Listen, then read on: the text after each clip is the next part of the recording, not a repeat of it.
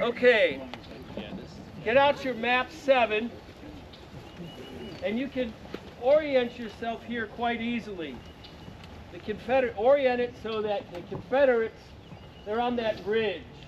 If you look straight across, you'll see the river sends up. That's going to be where Wharton's position is.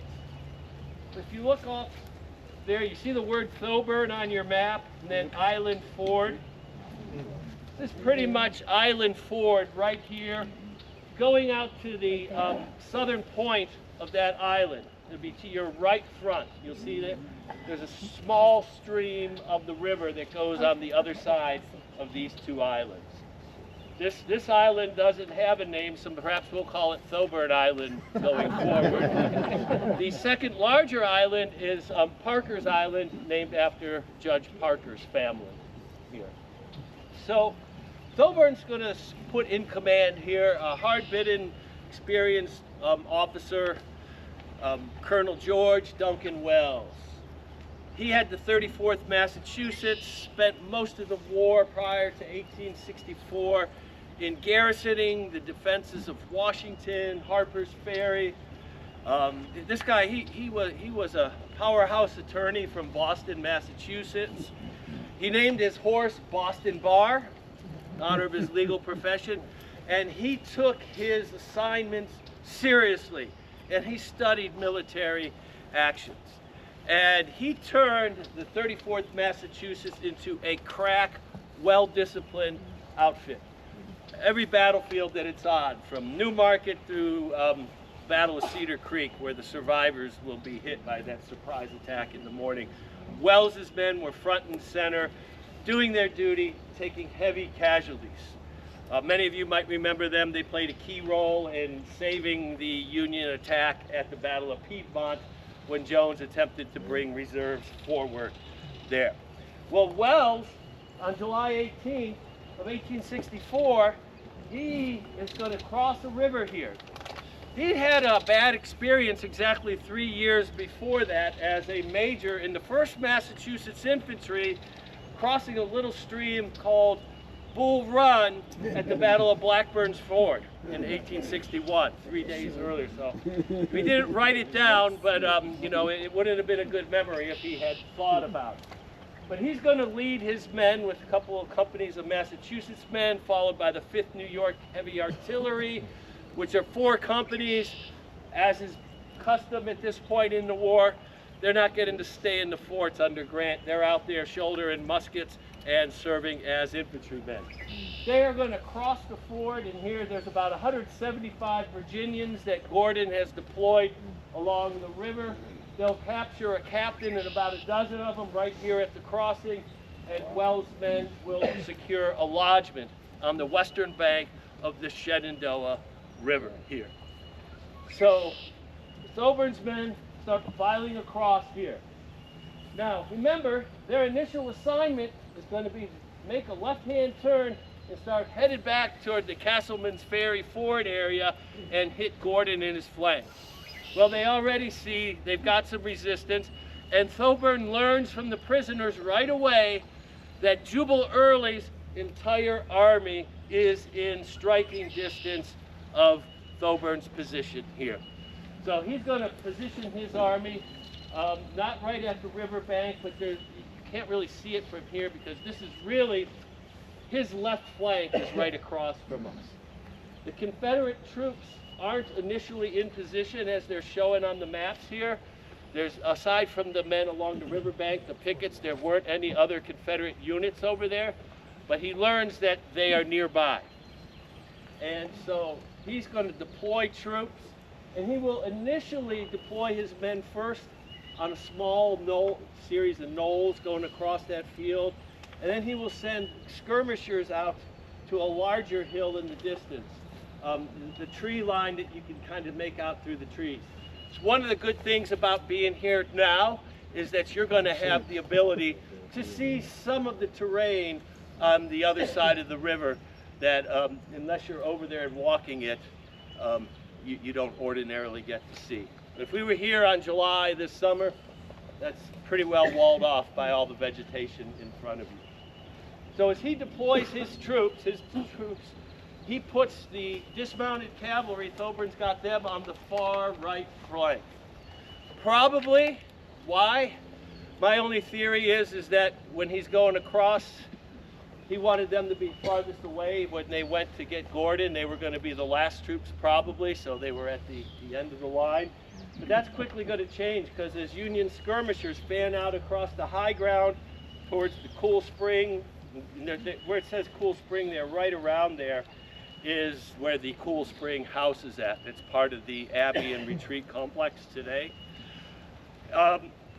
His skirmishers then are soon going to get knocked back by the skirmishers of the division of Gabriel Wharton, pushing them back towards the river. Thoburn has sent a staff officer back up to the gap to let Crook and Wright know about the developments on the battlefield. And he's going to wait. His army's going to hold off here and wait. Crook turns to Horatio Wright and requests permission to withdraw them, which at this point, Horatio Wright's not ready to do that.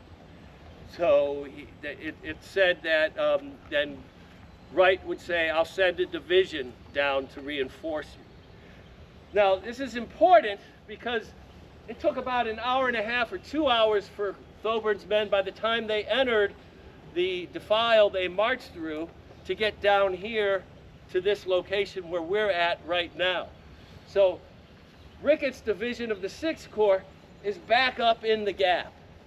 So this is now about 3, 4 o'clock in the afternoon when this is occurring. So the reality of the situation is, and this is going to be one of these hard decisions that commanders have to make, and sacrifice and sad consequences that occur in any war. The reality is Thoburn's on his own, okay? First, Wharton's skirmishers come up, and he's going to start feeling pressure from his right flank, skirmishers. As Robert Rhodes' division, as I said, was just camped just a few miles north of here, and we'll see it later on, as it begins to make its presence felt. So Thoburn and his men are feeling a little bit boxed in at this point. One of the things I want to point out here on the Confederate side, artillery may have moved out into these positions after the battle, but the Confederates are going to have one important tactical disadvantage in this fight that may be the reason that Thoburn and his men survive intact. And that is they don't have any artillery support. If you turn around and look to your left, you see the house, and then you see the next bluff ascending to your right. That's the series where these artillery pieces, Battery G, 1st Rhode Island, the West Virginians, and then Battery C, 1st Rhode Island. They're going to be on those bluffs, essentially, right behind Thoburn's battle line. The first Battery L, 1st U.S., is down on a bluff much closer to the crossing, where the main crossing was at. One of the things that's important here, if you're Horatio Wright, the main line is down there. That's your main crossing. That's your lifeline is the Berryville Turnpike. Now, you have to guard that. You've got that's where your biggest threat of Confederates siphoning across. It's not like Horatio Wright can just start shooting all of his strength down here to fight this engagement. So that's important, and Horatio Wright is concerned about that when he's taking the bigger picture in mind as well, because he doesn't know, so he's got to block the Confederates on that and secure his line of retreat. Any questions now on this developing scenario here at Cool Spring? Is there a road system up there, Scott, to bring this artillery up on those trucks? Just the roads that came into the farm here, and I don't know exactly the details. There is today, because you can't see it, but there's a lot of scattered homes up there on the high ground. That's all private property today. Do any of the stone walls across the river still exist? Yes, they're there. It's more like stone piles today. Even that road, I write that, and we'll talk more about this later. we'll talk about that when we get down and looking across at another site closer to where Rhodes' attack is going to strike home. Repeat the questions when you get up Okay. Yeah, the question was, is there any stone walls remaining on the other side? And I said, yes, there are some. There are more piles of stone today than stone walls. I just wanted to point out the way I understood it, most of this was deforested at the time. Yes. This was all wide open. It's not like it is right now. Yeah, it is open, you know, pretty much everywhere. But there are going to be, you know, they're going to talk about the trees along there, along the river. But there's also a road over there, and supposedly this road along the river is like a tow path for pulling boats along there. And so in order to keep that clear, that road, you couldn't have trees in between the road and the river there. So yes, generally everywhere, most of these battlefields that we visit now are significantly overgrown compared to how they were during the war. So only one ford. Now there's multiple fords. So if you look at your map, you're going to see a middle ford. There was also a ford going over to Parker's Island. And if you're going from one of these islands over to there, you can pretty much splash apart. But one of the things, I'm not going to get ahead of myself, but let's right now take one more question. What is When Snickers? you're talking about the decision Wright made up here, that's on the afternoon of the 17th? 18th. 18th. while this is going on. What was the question? Yeah. The question was, when did Wright make his decision about pulling Thoburn back and sending reinforcements? That occurs on the afternoon of the 18th, probably about 4:30 or so, after Crook's courier has gone to headquarters. So Thoburn's courier has reached Crook in Wright's headquarters. So again, Thoburn's out there on his own. Again, there's reinforcements coming, but given the time and distance factor, if the Confederates move quickly, they're not going to get there. And what time did Thoburn cross? He's crossing about 4 p.m. So on the 18th, the second day of the battle? Yes. Yeah. Second day or the first day? Well, there was Duffier comes back and fights with Gordon, skirmishing artillery duel on the 17th. The reconnaissance in force that Crook sends out the day before.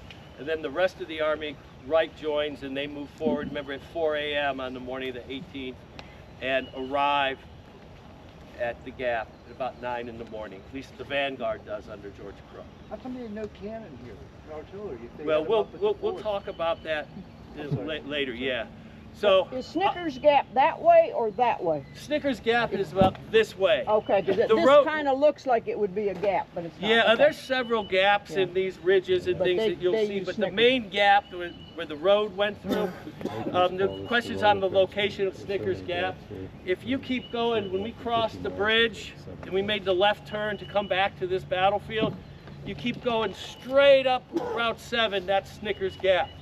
One of the things I'll point out about the road through Snickers Gap, it's a straight shot through. But at the time of the war, it kind of wound back and forth, and at various points, it was on either side of what is now modern day Route 7. So I'm going to cut off the questions, and we're going to start hiking here for several hundred yards to our next stop.